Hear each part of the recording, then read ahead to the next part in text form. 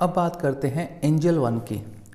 जैसे कि आप सबने थंबनेल देख लिया होगा, मुझे यहाँ पर जो मेरा पर्सनल ओपिनियन है, करीबन इन ब्रोकिंग कंपनीज़ के अंदर 50 से 60% की गिरावट हो सकती है आने वाले साल भर के अंदर अंदर, जिसमें आपका क्या बोलते हैं एंजल वन, 5 पैसा, मोतीलाल ओसवाल में कम डैमेज होगा, बट डैमेज सब में होगा ये। और एंजल वन क्यों लिस्टेड पेयर्स में सबसे ज़्यादा है, तो इसकी हम बात अभी करते हैं। और मुझे ऐसा क्यों लगता है, उसके पीछे मेरे फैक्ट्स हैं। ऐसा ना हो बढ़िया है, लेकिन ऐसा होता है तो आपको मेंटली प्रिपेयर रहना। लेकिन मेरे को लगता है ये होगा, ऐसा होना चाहिए, क्योंकि जो फैक्ट्स बोल रहे हैं उसके हिसाब से ये होने वाला है, डैट इज़ कमिंग। क्योंकि क्यों होने वाला, अभी हम फैक्ट्स पर डिस्कस करते हैं। एक एक पॉइंट को मैं यहाँ ब्रीफली समझाता हूँ कैसे होगा। जो मेरी चार्ट शीट के अंदर है मेरे पास, जो मैंने बनाया है, उससे समझते हैं, कोशिश करते हैं। पहला पॉइंट, 27.5 मिलियन का इनके पास टोटल क्लाइंट बेस है। एज पर न्यू रिजल्ट जो इनका है उनके हिसाब से 27.5 मिलियन का टोटल क्लाइंट बेस है, जो कि इंडिया का 15.7% total demat shares, total broking business का इनके पास है। 15.7% इनके पास है, 15.7%। 27.5 में से एनएससी पर एक्टिव है 7.5 मिलियन यूजर्स। 27.5 में से करीबन 7.45 मिलियन एनएससी पर एक्टिव है। तो आप समझिए कि टोटल क्लाइंट बेस इसका 27.5 मिलियन है, जिसमें से 7.4 एनएससी पर एक्टिव है। अब मेरी बात समझने की कोशिश कीजिएगा। एनएससी पर एक्टिव होने का सिंपल मीनिंग है कि ये या तो इंट्राडे करने वाले हैं या ये एफ&ओ करने वाले हैं। इंट्राडे इक्विटी इसका मैं आगे समझाऊंगा कितना कितना पोर्शन है, लेकिन हम समझते हैं।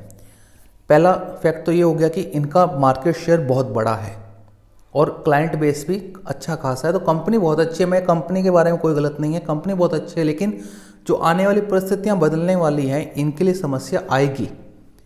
ये कैसे टैकल करते हैं वो आगे हम मैनेजमेंट कमेंट्री के अंदर बात करेंगे, और आगे कैसे ये टैकल होती है वो उसकी बात हम करेंगे। बट जो मेरे को दिख रहा है, तो पहला पॉइंट 27.5 मिलियन का इनके पास टोटल क्लाइंट बेस है, जो कि 15.7% होता है टोटल इंडिया का। 7.4 मिलियन एक्टिव है एनएससी पर। अब सबसे इंपॉर्टेंट, 45.4 ट्रिलियन रुपीस का, मतलब कि इंडिया की जीडीपी मतलब कि 45.4 trillion daily turnover angel one का है। और आपको इसमें ऑर्डर कितने हैं, 489 मिलियन ऑर्डर्स इन्होंने एक क्वार्टर में रिसीव किए हैं। 489 मिलियन ऑर्डर्स पिछले क्वार्टर से इस क्वार्टर में। तो 489 मिलियन ऑर्डर्स इन्होंने रिसीव किए हैं, और 54.4 ट्रिलियन का रुपीस का पर डे का टर्नओवर, मतलब देखिए कितना ह्यूज काम इनके पास हो रहा है। और इनकम देखिए इस बार की 1200 करोड़ इनकम, इबिटा 600 करोड़ का, मतलब बहुत ही बढ़िया कंपनी। मैं वापस बोल रहा हूँ, कंपनी में कोई खराबी नहीं है, लेकिन जब रेगुलेटरी इश्यूज आते हैं तो कंपनीज बड़ी बड़ी त्रस्त हो जाती हैं, इस बात को समझिए। तो इतने बड़े क्लाइंट बेस के ऊपर इनका मार्जिन 50% इबिटा मार्जिन है, फैबुलस। ठीक है, अब मैं आपको समझाता हूँ क्या हुआ क्या नहीं हुआ। जैसे कि आप सबको पता है कि 20 नवंबर से इनकी वीकली एक्सपायरीज बंद हो जाएंगी एनएससी के अंदर। ठीक है, 2 होंगी, लेकिन समझिए बात को। मारवाड़ी में कहावत है, मारवाड़ी के अंदर कहते हैं कि जो मिठाई का काम होता है सबसे प्रॉफिटेबल काम होता है, वैसे इंडस्ट्री में ब्रोकिंग का काम बहुत प्रॉफिटेबल काम है। क्यों? मिठाई में क्या होता है, सूखा लेके आते हैं, गीला बेचते हैं, मतलब आलू ले आवा, सूखो ले आवा, आलू बेचे। अब मिठाई की दुकान हफ्ते में 5 दिन खुलती थी। ठीक है, 5 दिन 6 जगह, 5 डेज 6 जगह, क्योंकि समझिए मंडे को 2 एक्सपायरी होती थी, बाकी सभी दिन एक एक एक्सपायरी होती थी, मतलब 6 एक्सपायरीज पर वीक होती थी। एक मिठाई की शॉप 5 दिन 6 जगह खुलती थी। अब वो खुलेंगी सिर्फ 2 जगह ही, बिजनेस खत्म। कितना भी कंपनसेट कर लीजिए, कितना भी प्राइस बढ़ा लीजिए, वो बात नहीं रहेगी।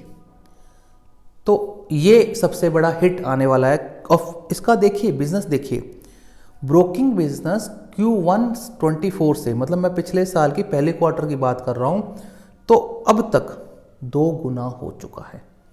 ये तो ठीक है। अब मैं फाइनेंशियल समझाता हूँ। FY20 के अंदर इनका जो इनकम 47 करोड़ के आसपास, ठीक है। अब जो इनका इनकम है 33 करोड़, 10 गुना। और एक चीज़ समझिए, ये सारी जो ग्रोथ आई है ना इनके अंदर FY21 के बाद आई है। FY21 के बाद में 86 करोड़, 167 करोड़, 229 करोड़, 333 करोड़, इस प्रकार से रेवेन्यूज बढ़े हैं इनके, मतलब कि एक्सपोनेंशियल रेवेन्यूज बढ़े हैं इनके। 47 करोड़ की रेवेन्यू कंपनी 2020 के अंदर, अब वो चली गई 33, मतलब 9 टाइम्स बढ़ गया कंपनी। और ये सारा एक्सपोनेंशियल ग्रोथ 2021 के बाद आया, और 21 में ही वीकली एक्सपायरी स्टार्ट हुई थी। तो ये बात कहना गलत नहीं होगा, जिस हिसाब से वीकली एक्सपायरी के अंदर वॉल्यूम्स बढ़े थे, उस हिसाब से सारे वॉल्यूम्स कम हो जाएंगे। डेली जो जुआ चलता था हीरो ज़ीरो का, या मान लीजिए 15 रुपये देने वाला 20 रुपये देने वाला, 15 देने में 20 देने में, 15 देने में 20 देने में, 15 गए 15 आए 15 गए, इतना टर्नओवर, इतने ऑर्डर्स। तो जो ये इनका रेवेन्यू बढ़ा है ना, मैं आपको बता रहा हूँ, आपकी फाइनेंशियल जाके चेक कीजिए, 2021 के बाद में ही इनका फाइनेंशियल टर्न अराउंड हुआ इस कंपनी का। और आप 21 का स्टॉक की परफॉर्मेंस देखिए, रॉकेट बन गया एकदम। ये सबसे बड़ी समस्या होगी अब इनके लिए, कि इतना बड़ा जो इन्होंने प्रॉफिट एक्सपोनेंशियल किया है, जैसे ही मिठाई की दुकान बंद होगी वो सारा का सारा ठप। रिजल्ट अच्छे थे, स्टॉक बढ़ा भी है, लेकिन ये नहीं चलेगा। इस बात को समझ के ध्यान में रख के कोई इसमें पोजीशन बनाइएगा, ये नहीं चलेगा अब। हाँ, बीच में ऐसे उम्मीद आएगी ये चलने वाला है, लेकिन नहीं चलेगा ये। हाँ, कोई बिजनेस ही चेंज कर लें, ये ब्रोकिंग बिजनेस से AUM के अंदर आ जाए, या ब्रोकिंग बिजनेस से फाइनेंस के अंदर आ जाए, तब एक अलग चीज़ है, उसको होने में भी टाइम लगेगा। बट जैसे ही 20 नवंबर को एक्सपायरीज क्लोज होंगी ना, इन स्टॉक्स के अंदर प्रेशर माउंट धीरे धीरे होना स्टार्ट हो जाएगा। एक दिन में नहीं टूटेगा, क्योंकि F&O में नहीं है। ये तड़पा तड़पा कर मारेगा, और इसका साफ फाइनेंशियल्स में दिखता भी है। क्योंकि जहां पर 47 करोड़ से आप 333 करोड़ पर आ गए 4 साल के अंदर, और 21 के बाद में तो ऐसा हो रहा है, डबल हो रहा है। 21 में 88 करोड़ था, जो कि अगले फाइनेंशियल ईयर में 167 करोड़ हो गया। क्यों हुआ? वीकली एक्सपायरी की वजह से। और वो बंद होते आप समझिए जनवरी में जो रिजल्ट आएंगे ना, तब आप मेरे को याद करना, और मेरे को अभी गालियाँ निकली लिख देना, कोई दिक्कत नहीं है, मैं पढ़ता ही नहीं हूँ, मजाक की बात है। बट फाइनेंशियल्स डैमेज होंगे इनके। दूसरी चीज़, इनकी कंपनी के अंदर 58%, 2022 में 54% था नंबर, अब ये 58% है। नंबर क्या है? 25 साल से कम के ट्रेडर, 25 साल से कम के जो ट्रेडर्स हैं, हम ये पता है, आप चाहे कितने भी दलील दे लीजिए, लॉन्ग टर्म है, ये है, सारे के सारे ये F&O करने वाले हैं। ये 25 साल से कम के जितने भी हैं ना, इन सबको इजी मनी चाहिए, सारे F&O वाले हैं।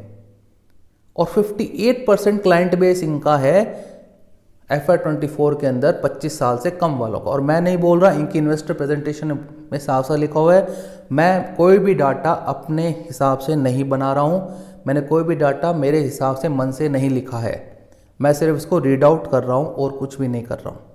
इस बात को समझिएगा, इनकी इन्वेस्टर प्रेजेंटेशन में लिखा हुआ है साफ साफ, 7वें 8वें पन्ने पर है, नहीं ये है, मैं वो बता देता हूँ, पन्ना ही बता देता हूँ मैं आपको। ये करीबन आपको मिल जाएगा यहाँ पे लैंडस्केप के अंदर, ये करीबन 21-22 नंबर पन्ने पर आपको मिल जाएगा। हाँ ये रहा, ये है 16 नंबर पन्ने पर है इन्वेस्टर प्रेजेंटेशन के, आप देख लीजिएगा। 58% इनके 25% से कम वाले हैं। आप चाहे कोई भी कितनी दलील दे दो, 25 साल से कम की उम्र के जितने भी हैं, ये सारे जो ट्रेडर बनते हैं, एजेंसी वाले ट्रेडर हैं सारे सारे, ये सारे के सारे F&O करने वाले हैं।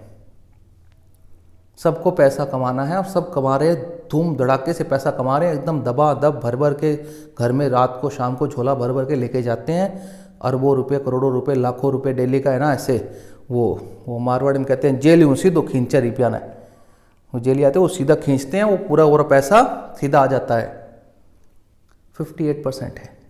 अब जैसे ही वीकली एक्सपायरी बंद होगी, ये 58% ट्रेडर्स का क्या होगा वो मैं सोच रहा हूँ।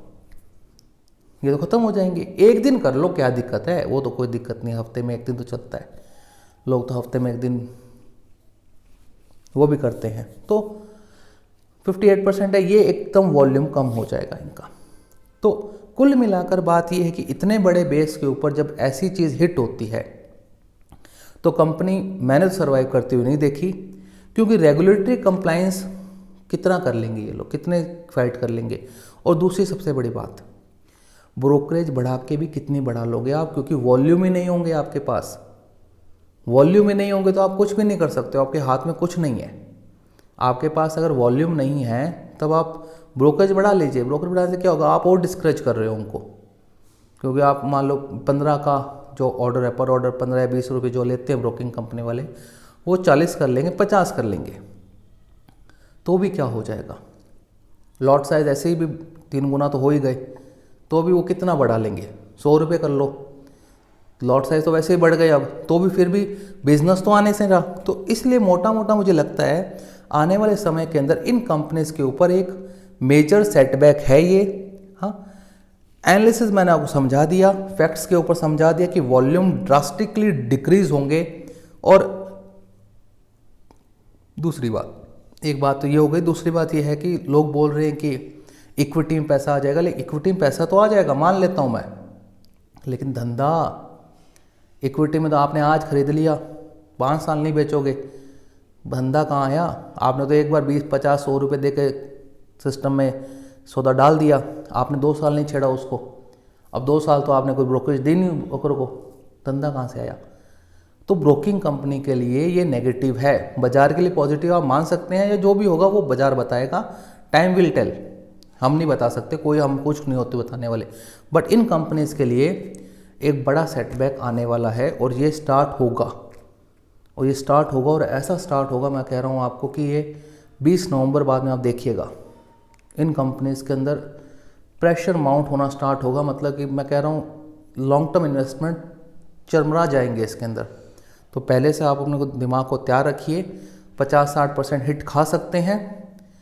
और मैं सरप्राइज नहीं होऊंगा 3000 वाला एंजल वन, मैं आज बोल रहा हूँ वापस, 3000 वाला एंजल वन 1000 रुपये आ जाए। आज डेट कितनी है, 20 अक्टूबर है, देतवार का, संडे का दिन है। 3000 वाला एंजल वन 1000 रुपये ना आ जाए तो कोई बड़ी बात नहीं होगी। बढ़ जाए तो आपका है, घट जाए तो मेरा है। F&O में तो है नहीं, शॉर्ट कर नहीं सकते कोई भी। तो ये आप ध्यान रखिएगा, ये मेरा एनालिसिस है, आपको पसंद आया तो अच्छी बात है, नहीं तो धन्यवाद।